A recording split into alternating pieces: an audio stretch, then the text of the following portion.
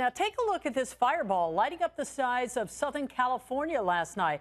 Fortunately, it did not cause all the problems that the meteorite did in Russia last week when fragments hit a city, injuring thousands and causing a lot of damage there. But our own streak in the sky certainly has a lot of people talking.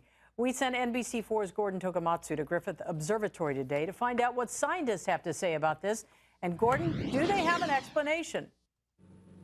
Well, they do, Colleen, and it's not what you might think. You know, these fireballs do generate a lot of headlines. This one caught on video, seen by plenty of people here in Southern California. So what's really going on up there? Well, we came here to the observatory to ask one expert who says, relax, the sky is not falling. Maybe you were one of the 50 or so people who contacted the American Meteor Society last night. This is video posted on the organization's website of what many called a green fireball. Their map shows a cluster of reports from people literally hundreds of miles from each other. But what you're really seeing is a glowing column of gas. The surprise here? The piece of material that caused that glowing mass was likely no larger than a basketball.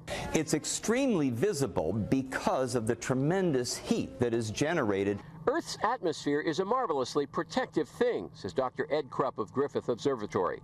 Because of it, most meteors are blasted to smithereens by the time they get anywhere near us. Even the ones that put on a show, like this one that streaked across Bay Area skies about a week ago. How do we know the atmosphere is protecting us? Well, Krupp says, consider this. Somewhere on the planet, there's an object like that entering the atmosphere at least once a day.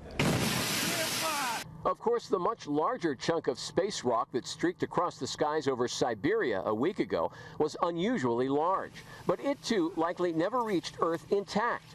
The dozens of injuries and building damage came from a shock wave created when it disintegrated. To make a point, Dr. Krupp showed us this meteorite, which weighs more than 8 pounds despite its small size. It struck Earth some 50,000 years ago. And this could do some damage. Yeah, you don't have to worry, though, about getting killed by a meteorite. So what are the odds of you actually getting hit by a meteorite here on Earth? Well, by some estimates, it's 1 in several trillion. So your chances of winning the lottery several times over or getting hit by lightning are much greater.